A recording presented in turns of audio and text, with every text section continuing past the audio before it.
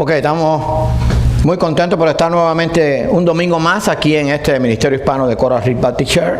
Le estamos dando la bienvenida a todos, que Dios les guarde, les cuide. Y damos gracias a Dios porque hasta aquí podemos decir y benecer. Dios nos ha ayudado, nos ha cuidado. Y estamos saludando también a todos aquellos que nos están viendo y escuchando por Facebook y después los que nos van a estar viendo por YouTube. Que Dios les bendiga y les guarde. Bueno, vamos a continuar hablando de los salmos de David. Todos los salmos son maravillosos, pero escogimos los salmos de David, ya lo explicamos. David escribió prácticamente la mitad de los salmos, así que se le atribuyen a David por lo menos 73 salmos, aunque algunos pues dice que son 75 y son 150. Ahora bien, hoy vamos a hablar de dos salmos maravillosos. Todo en la Biblia es maravilloso porque es palabra de Dios, pero vamos a hablar del Salmo 27 y vamos a hablar del Salmo 32. Y creo que el domingo que viene vamos a estar hablando en uno de los salmos del Salmo 37. Si usted me sigue en Facebook, yo trato de poner toda la semana el anuncio de lo que vamos a predicar. Pongo un adelanto, pongo el salmo y mucha gente pues quizás no puede venir, pero lo puede ver. Bien, allí tenemos el texto clave, maravilloso. Vamos a ver si todos lo podemos leer juntos. Jehová es mi luz y mi salvación. ¿De quién temeré? Jehová es la fortaleza de mi vida. ¿De quién he de atemorizarme? Salmo 27, 1. Vamos a orar. Señor y amante Padre, nos encomendamos a ti ahora. Te pido de todo corazón que me uses como instrumento y que prepares nuestros corazones, todos, para poder recibir el mensaje de tu palabra. Gracias por tu amor y sé con aquellos que también nos están viendo y escuchando por Facebook. Te lo pedimos todo humildemente en el nombre de tu Hijo amado Jesucristo. Amén. Quiero que ustedes hagan algo, claro, no ahora, pero cuando cada vez que yo predique de un salmo, verifiquen su Biblia si dice Salmo de David. Y si no, levanta la mano y al final, entonces, oye, pastor, ese salmo no es de David. Para que usted vea que todos los salmos que hemos estado hablando son de David, todos lo dicen. Ahora, fíjense qué clase de manera de comenzar este salmo. Jehová es mi luz y mi salvación. ¿De quién temeré? Una de las cosas que se está haciendo hoy en día es tratar de meterle la mayor cantidad de miedo al mundo. El mundo está en un pánico total, porque lo que quieren es paralizar el mundo. Esa es una labor diabólica. Dios habla de su paz, de la libertad, y el diablo habla de la esclavitud, de que esté allí prisionero del temor. Pero este salmo nos dice que si Dios es mi luz y mi salvación, ¿de quién voy a temer? Ahora, fíjense fíjense que siempre trato de poner las partes que quiero enfatizar en otro color. Jehová es la fortaleza de mi vida. ¿De quién he de atemorizarme? Salmo 27:1. O sea, ¿quién me va a meter miedo si Dios es mi fortaleza? ¿Quién me va a meter temor si Dios es mi luz y mi salvación? Eso es lo que dice el salmo. Y hermano, cuando David escribió estos salmos tienen aproximadamente unos 3000 años. Es porque David estaba pasando también por un periodo igual. Porque acuérdense que David lo estuvo persiguiendo Saúl para matarlo y tuvo enemigos después durante su reinado. Pero él decía, si Dios es mi luz y mi salvación, ¿de quién voy a temer? Claro que los salmos son inspiración de Dios, por eso hay salmos proféticos. Pero también era la experiencia que había vivido David, el rey David, y aquellos también otros que escribieron los salmos. Así que Jehová es mi luz y mi salvación. ¿De quién temeré? Perdón. Hay una maravillosa, fiel y real promesa de Dios. Él nos guarda, nos cuida y nos libra del temor. Eso lo vamos a aprender hoy con el mensaje. Así que una maravillosa, fiel y real promesa de Dios. Nos guarda, nos cuida y nos libra del temor. En esta semana y anteriormente, porque yo preparo los mensajes a veces con más tiempo, no sabe cuántas veces yo leí esto. Lo leí cuando lo estaba preparando, lo leí cuando lo pongo en Facebook. Cuando yo lo pongo en Facebook, yo lo leo como 4 o 5 veces.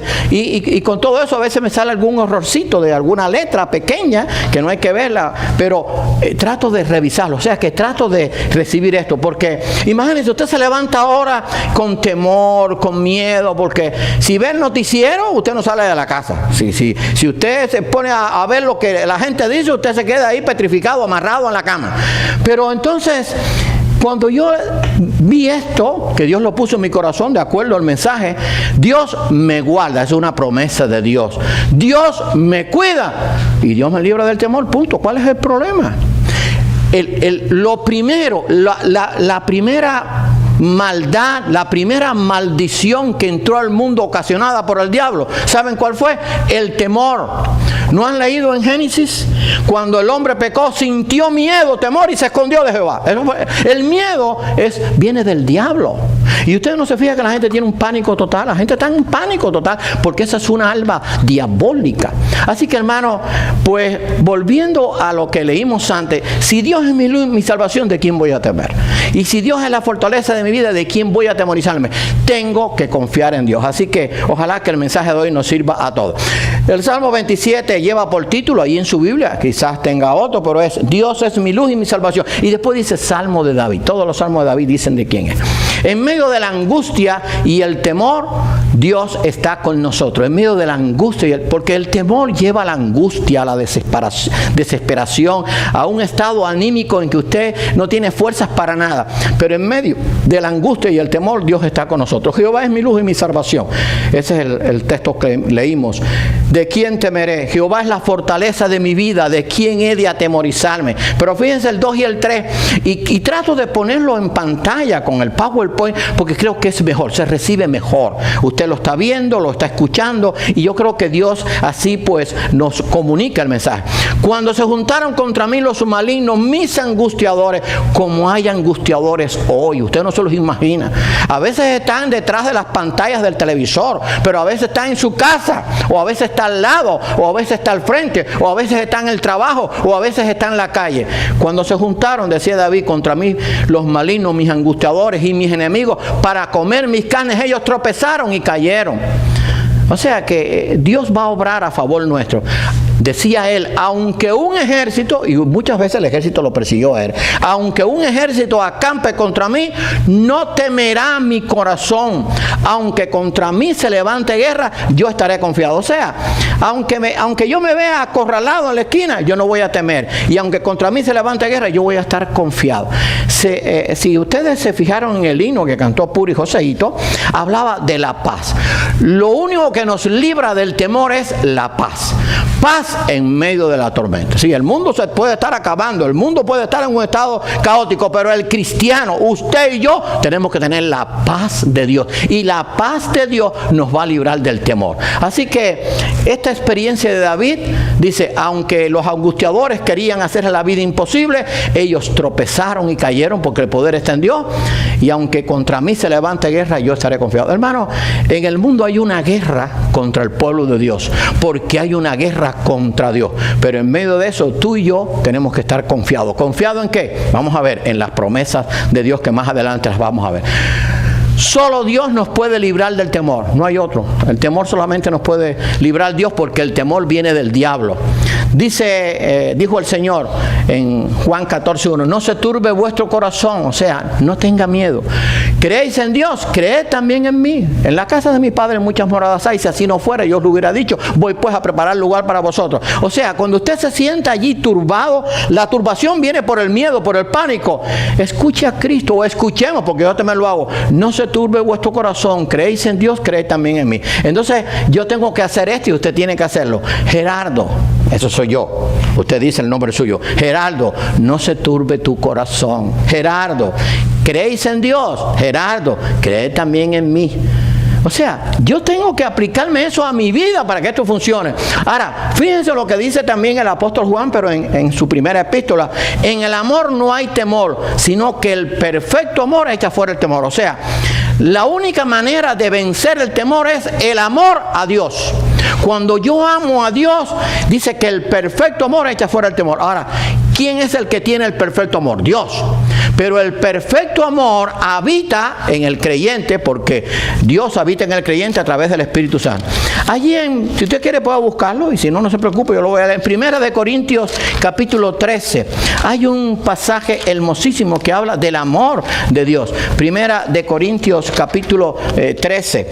Dice allí, el versículo 4, el amor es sufrido, es benigno, el amor no tiene envidia, el amor no es ansioso, no se envanece, no hace nada indebido, no busca lo suyo, no se irrita, no guarda rencor, no se goza de la injusticia, mas se goza de la verdad, todo lo sufre, todo lo cree, todo lo espera, todo lo soporta. El amor nunca deja de ser, o sea, no importa la situación, el amor de Dios va a estar en mi vida y me va a echar fuera el temor. Lo dice la Escritura, en el amor no hay temor, sino que el perfecto amor echa fuera el temor. Y está hablando del amor a Dios. Cuando yo amo a Dios, por supuesto que voy a confiar en sus promesas. Y si yo confío en las promesas de Dios, entonces ¿de quién voy a atemorizarme? Si Dios es mi luz y mi salvación, ¿de quién voy a temer? Si Dios es la fortaleza, porque eso son promesas. Si Dios es la fortaleza de mi vida, ¿de quién he de atemorizarme? Si Dios es el Todopoderoso, ¿por qué voy a entrar en pánico? ¿Que tengo que hacer una parte como humano? Ok, pero no puedo estar en pánico como está el mundo. O sea, no me puedo mover, no me puedo reír, no puedo mirar para acá, no puedo mirar para allá. No puedo. Tengo que confiar en que Dios está a mi lado, porque esa es la única forma de demostrar que hay un Dios que nos guarda y nos cuida. Debemos anhelar la presencia de Dios. Este Salmo 27 dice esta importante declaración. Una cosa he demandado a Jehová. Y este demandado no tiene que ver con eso de declarar, no. Una cosa le he pedido a Dios. Eso sí se puede hacer. Una cosa he demandado, le he pedido a Dios. Esta buscaré, que esté yo en la casa de Jehová todos los días de mi vida, para contemplar la hermosura de Jehová y para inquirir. Inquirir quiere decir indagar. Eso lo puse entre paréntesis. En su templo. Una cosa le he pedido a Dios. Esta buscaré, que esté yo en la casa de Jehová todos los días. Fíjese, ese era el deseo del salmista, de aquel que su corazón era conforme al corazón de Dios. Pero los enemigos no quieren que vayamos a la casa de Dios. ¿Qué le parece? Porque la casa que se dedica para adorar a Dios, allí está Dios. Claro que Dios está presente en todo lugar, pero la casa que se dedica, este lugar que tenemos, está dedicado para adorar a Dios, para bendecir el nombre de Dios, para predicar su palabra. Entonces yo tengo que tratar de venir al templo siempre que pueda para indagar en la palabra de Dios, o sea, para escudriñar. Claro, si usted va a coger una iglesia, va a una iglesia y cuando va el pastor se empieza a hacer cuentos y empieza a hacer esto, no, ahí no se está indagando la palabra, ahí lo que se está es divagando, no indagando. Así que nosotros tenemos que venir a la iglesia para contemplar la hermosura de Dios, en el sentido de cuando yo estudio su palabra. Hermano, la única forma de yo ser edificado es que cuando yo leo la palabra, eso Dios me lo está diciendo a mí, personalmente. Ponga todo ese nombre. Dice que porque Él me esconderá en su tabernáculo en el día del mal. ¿Saben que en el tiempo bíblico, eso está en la historia bíblica, cuando alguien era perseguido, corría al templo y se agarraba de los cuernos del altar? Y entonces no podían matarlo y tenían que sacarlo fuera, porque era símbolo de protección. Claro, ese había hecho algo malo y tenía que pagarlo. Pero lo que quiere decir es, en la presencia de Dios, yo no voy a tener temor a ningún mal. Si usted va al libro de Apocalipsis, dice que el tabernáculo de Dios descenderá y estará allí junto con su pueblo para siempre. El tabernáculo representa la presencia de Dios, el poder de Dios, la guía de Dios, la compañía de Dios. Por eso dice, Él me esconderá en su tabernáculo en el día del mal. Entonces fíjense, después sigue el pasaje, pero fíjense después, léanlo en su Biblia. Sobre una roca me pondrá en alto. La roca es símbolo de fortaleza. O sea, por ejemplo, cuando viene una inundación, usted busca un lugar alto, y si es una roca, mucho mejor, porque es posible que la inundación pase y a usted no le pase nada. Por eso dice, sobre una roca me pondrá en alto. ¿Quién es la roca de los siglos? Jesucristo. Cuando yo estoy en la roca, que es Cristo, Él me va a poner en las alturas de su poder, de su presencia. ¿Quién me va a hacer daño?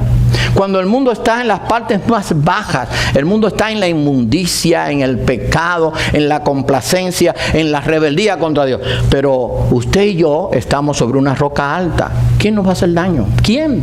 Si Dios está presente, si Dios está a nuestro lado. Eso es lo que el salmista quería decir. Debemos orar y confiar en la protección de Dios. Sigue diciendo este salmo. Decía el rey David, que también era profeta, oye, oh Jehová, mi voz, con que a ti clamo. ¿Cuántas veces hemos dicho eso? O sea, a veces tenemos una dificultad, a veces tenemos una prueba en la familia, a veces un familiar enfermo o cualquier cosa. Oye, oh Jehová, mi voz, con que a ti clamo. Si usted clama de corazón, si yo clamo de corazón, Dios me va a escuchar. Escúchelo bien. Y Dios, esto lo decía con la hermana Reina, estábamos conversando ahorita un grupito allí, Si yo oro a Dios, Dios oye mi voz. Y Dios siempre me va a responder. Siempre. No, Dios nunca deja sin respuesta a nadie.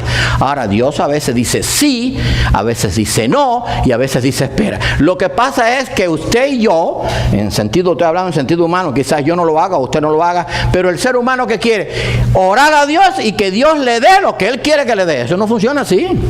Porque Dios sabe el futuro y usted no lo sabe. Así que oye, oh Jehová, mi voz con que a ti clamo. O sea, Señor, oye mi oración, pero obra conforme a tu poder, a tu misericordia y a tu voluntad. Porque fíjense cómo sigue el Salmo. Ten misericordia de mí y respóndeme. O sea, el salmista decía, tú sabes más que yo. En tu misericordia, respóndeme. Que quizás no me des lo que yo te estoy pidiendo, pero me vas a dar lo mejor. Aunque mi padre y mi madre me dejaran, con todo Jehová me recogerá. Salmo 27, 7 y 10. O sea, aunque pase lo más terrible en mi vida, Dios va a estar a mi lado. Nunca me va a abandonar. ¿Cuántos han sido abandonados por papá y mamá? ¿Cuántos? O sea, a través del mundo. Pero dice, aunque mi padre y mi madre me dejaran, aunque suceda lo que suceda, con todo Jehová me recogerá. O sea, podré contar con Dios. Usted no se fija que a veces el ser humano llega a una depresión total cuando ve que ya no tiene con quién contar. O sea, ya no está la familia para contar con ella. Los que supuestamente eran amigos ya no son amigos. No tiene a ninguna persona de confianza. Bueno, aunque todos me dejen, Dios va a estar a mi lado. Dios me va a recoger, Dios me va a atender, Dios me va a cuidar, Dios va a estar conmigo. Eso es lo que quiere decir el Salmo. Nuestro mayor deseo, que Dios nos enseñe y nos guíe, ese tiene que ser mi mayor deseo. O sea, Señor, guía mi vida, enséñame a hacer tu voluntad. Ese creo que está en el Salmo 145. Ahora aquí dice, enséñame, oh Jehová, tu camino. No mi camino, el camino de Dios, cómo obra Dios, cómo es Dios. Enséñame, oh Jehová, tu camino y guíame por senda de rectitud a causa de mis enemigos. Salmo 27.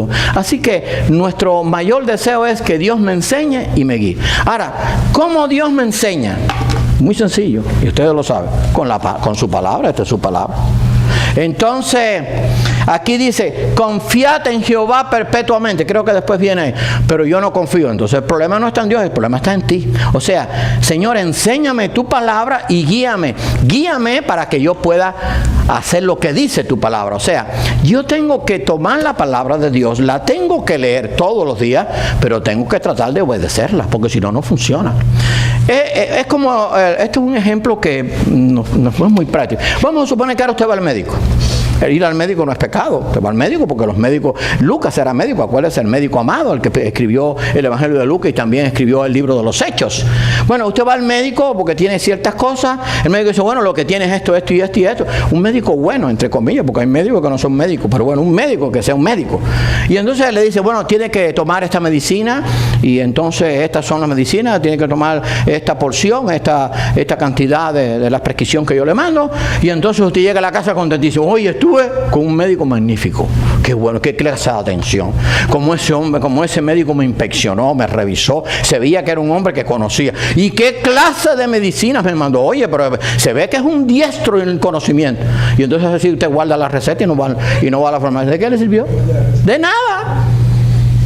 Entonces igual es con Dios. Si yo leo la palabra y no la aplico, ¿de qué me sirve? Eso es lo que hace mucha gente. Se cree que la Biblia es como si fuera un amuleto.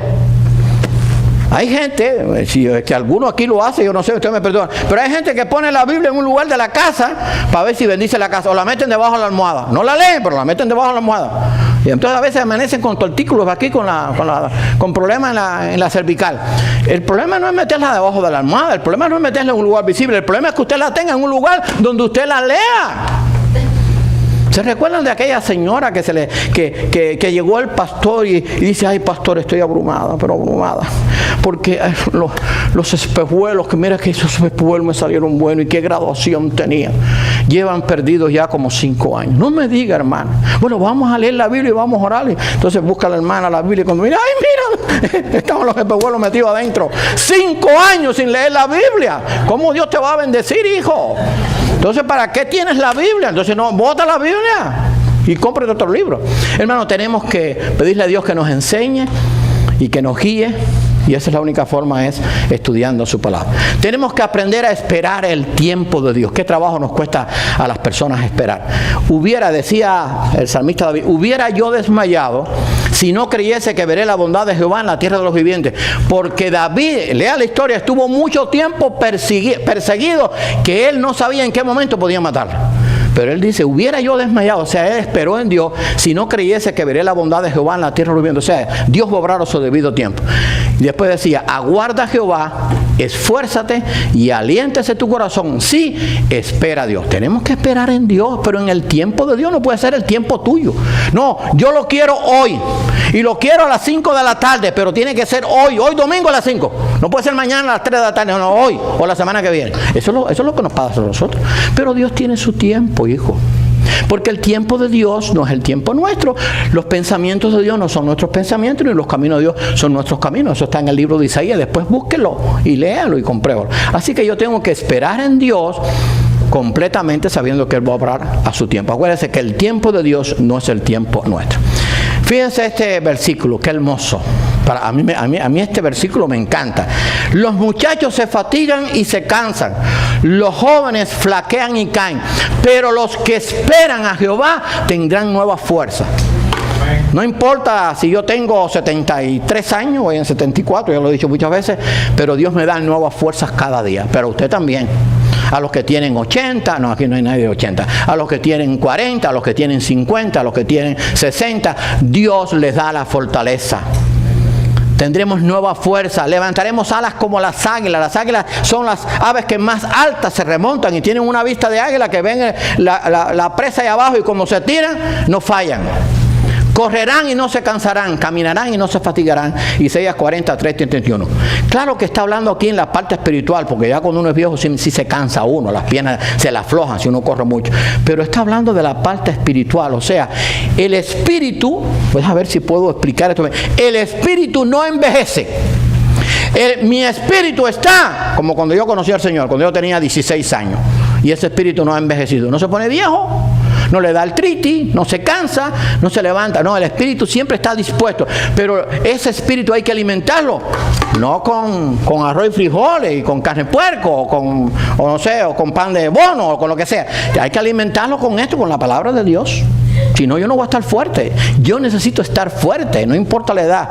Pero tengo que alimentarme de la palabra. Así que no importa si confiamos en Dios y esperamos en Dios, tendremos nueva fuerza. Y ahora viene el Salmo 32, que con eso vamos a terminar. La dicha del perdón, ¿verdad? La bienaventuranza de recibir el perdón de Dios. ¿Cuántas veces hemos pedido perdón a Dios? ¿Cuántas veces hemos anhelado que alguien nos perdone? Pero qué hermoso es saber que tenemos una promesa de que Dios nos perdona si venimos verdaderamente arrepentidos y de corazón a Él. Dice allí el salmista David. Voy a buscarlo aquí a ver si el Salmo 32. Sí, es de David. ¿Qué le parece? Búsquelo a ver si no es de David.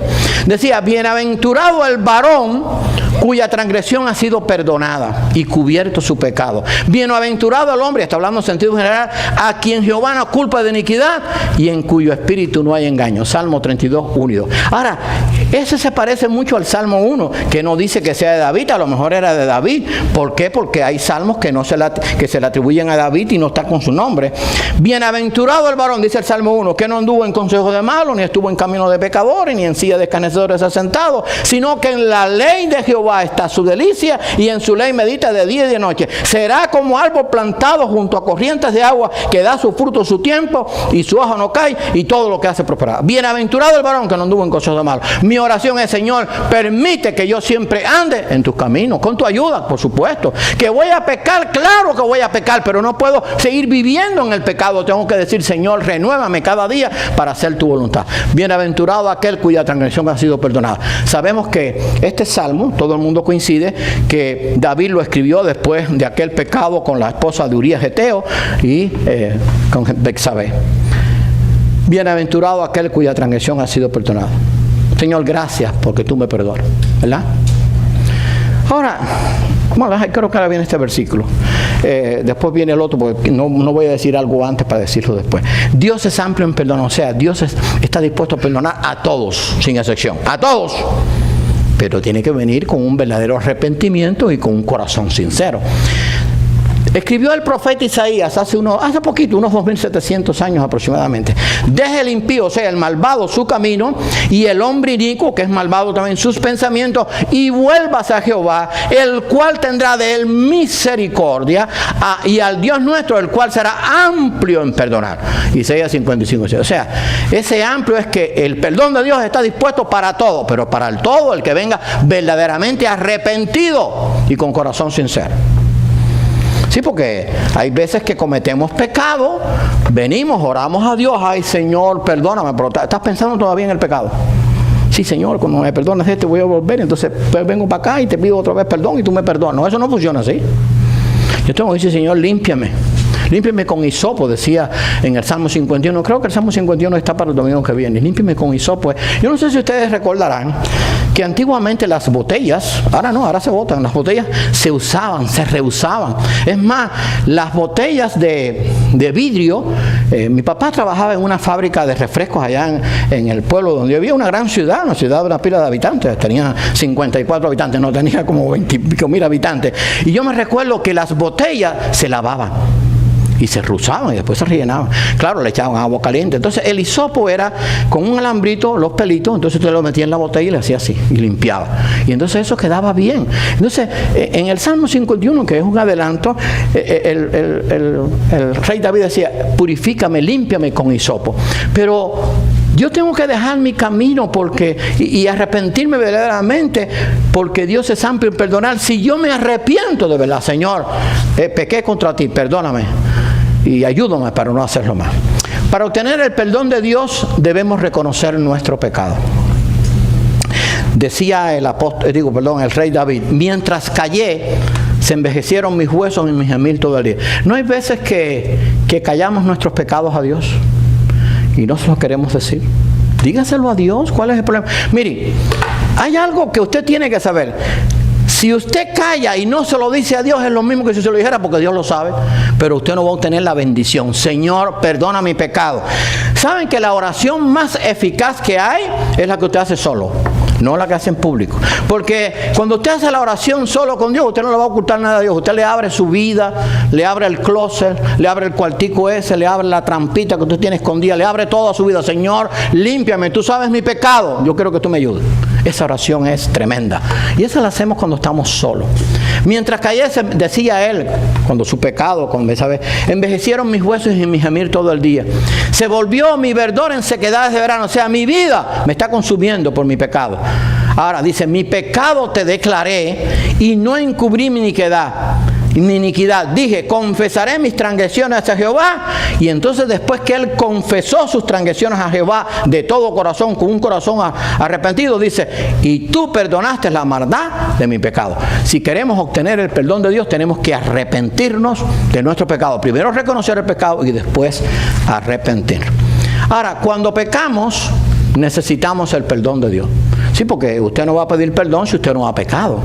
Ahora bien, la Biblia enseña que dice que al que sabe hacer lo bueno y no le hace, le es pecado. Hay pecado de comisión, que es el que usted hace. Por ejemplo, miente, le da golpe a uno, engaña a su esposa, hace pecados allí que usted quiere hacer. Pero hay pecado de omisión, y ese es el que sabe hacer lo bueno y no le hace, le es pecado. Así que dice Santiago 4:17, así que no solamente hacer lo malo es pecado, dejar de hacer lo bueno es pecado. Así que la cosa no es tan fácil. Así que todos los días tenemos que pedir perdón a Dios. Ahora bien, confiar en las promesas de Dios es bueno. Cuando no lo hacemos es malo y no agrada a Dios. Por lo tanto, cuando usted y yo no confiamos en las promesas de Dios, no estamos haciendo lo bueno, estamos haciendo lo malo. Por lo tanto, estamos pecando. Entonces, por eso, si leemos el Salmo 27, que Jehová es mi luz y mi salvación, que es una promesa, que Jehová es la fortaleza de mi vida, he aquí yo estoy con vosotros todos los días hasta fin del mundo. A los que a Dios aman, todas las cosas las ayudan a bien, a saber, a los que conforman su propósito son llamados. Si Dios es conmigo, ¿quién contra mí? Dios es mi amparo y mi fortaleza. Dios es mi alto refugio. Esas son promesas de Dios. Pero si no las creo, estoy pecando contra Dios. Porque cuando yo no confío en las promesas de Dios yo estoy haciendo lo malo. Cuando confío en las promesas de Dios, estoy haciendo lo bueno. Así que ojalá que nosotros confiemos en las promesas de Dios. Sí, porque hay veces que estamos desanimados y nos sentimos solos, y entonces buscamos en la Biblia, yo estoy contigo todos los días hasta el fin del mundo. Bueno, créelo. Dios está al lado mío, no lo veo, pero está ahí, punto. ¿Cuál es el problema? Hermano, yo lo he hecho muchas veces. Hay días que uno se levanta mal por nuestra naturaleza humana y digo, Señor, ayúdame. Y ¿saben qué? Cuando tengo esa oración solo con mi Dios, entonces es como si me hubieran puesto una inyección de vitamina, pero de vitamina de la buena, no de esa que venden por ahí por la farmacia, de vitamina espiritual, de una vitamina sana.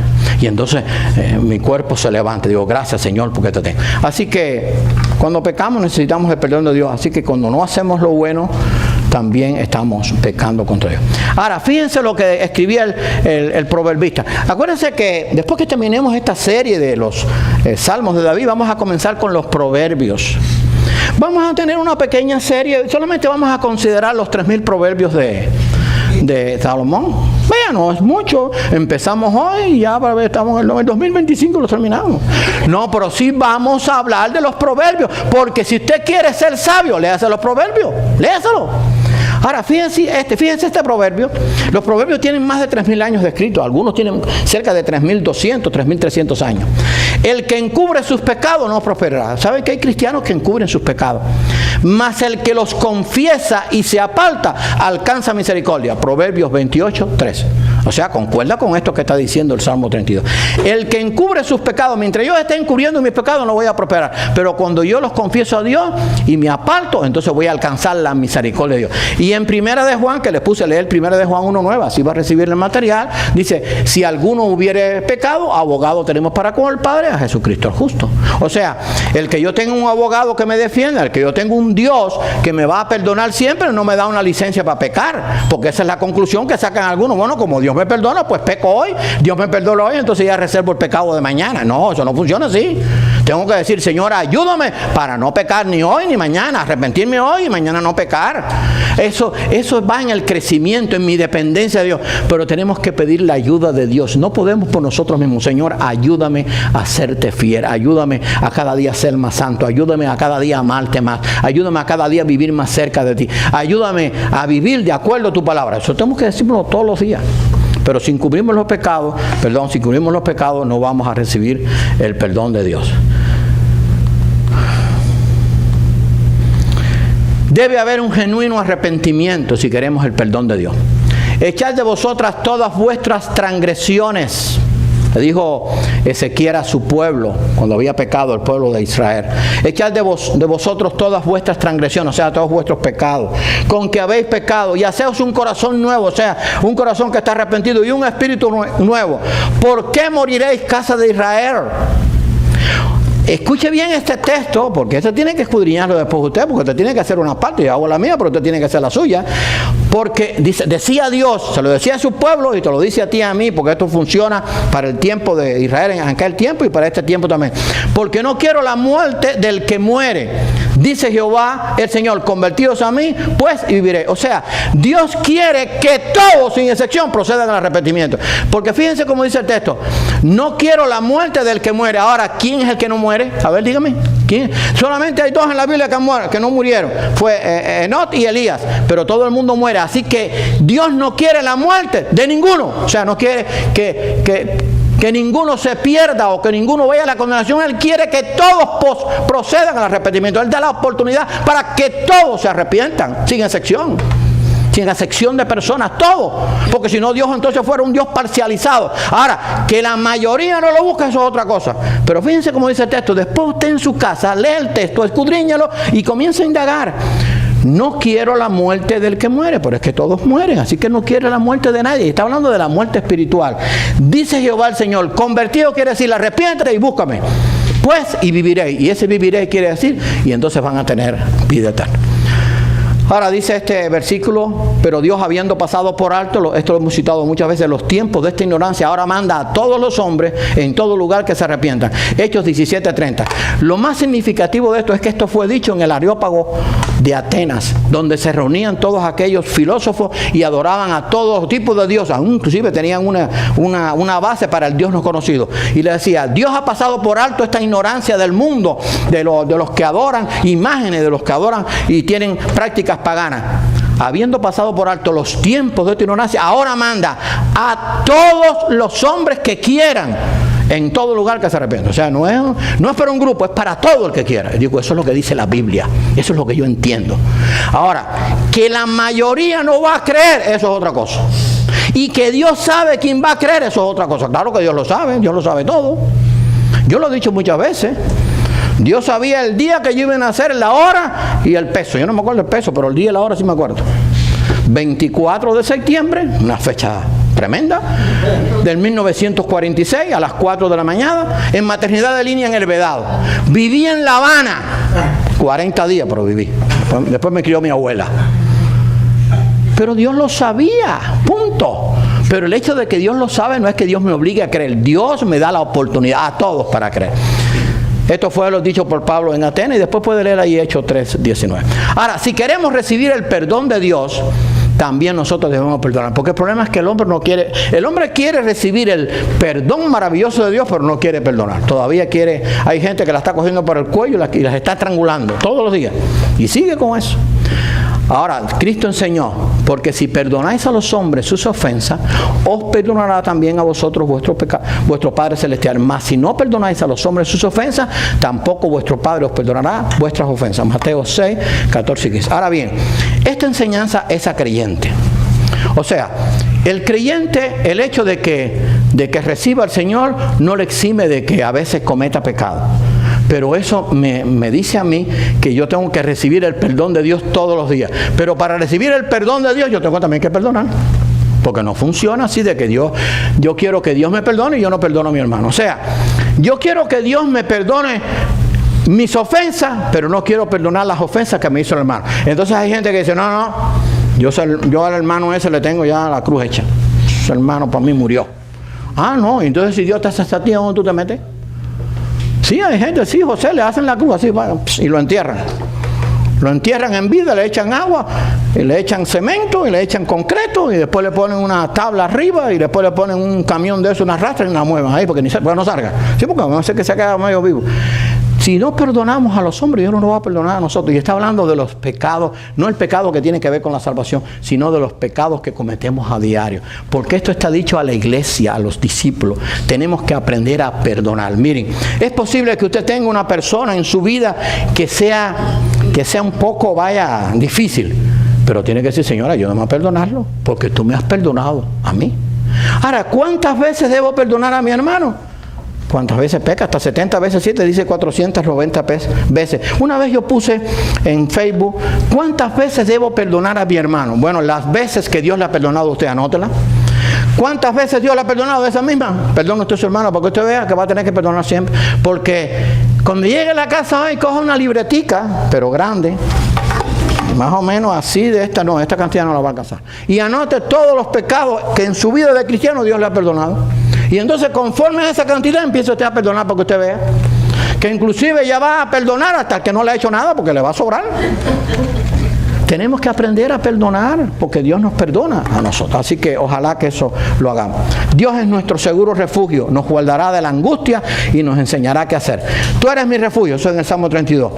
Me guardarás de la angustia, o sea, de esa angustia que a veces viene en nuestras vidas. Con cánticos de liberación me rodearás. Te haré entender, le reveló Dios, y te enseñaré el camino en que debes andar. Sobre ti fijaré mis ojos. Los ojos de Dios están sobre nosotros si le buscamos de todo corazón, y Él nos va a hacer entender su palabra, me va a enseñar el camino y me va a decir cómo debo andar. Eso viene de parte de Dios por la sabiduría que está en su palabra. Debemos siempre confiar y esperar en Dios. Y con esto terminamos. Muchos dolores habrá para el impío, mas el que espera en Jehová les rodea la misericordia. Alegraos en Jehová y gozaos justos, y cantad con júbilo todos vosotros los rectos de corazón.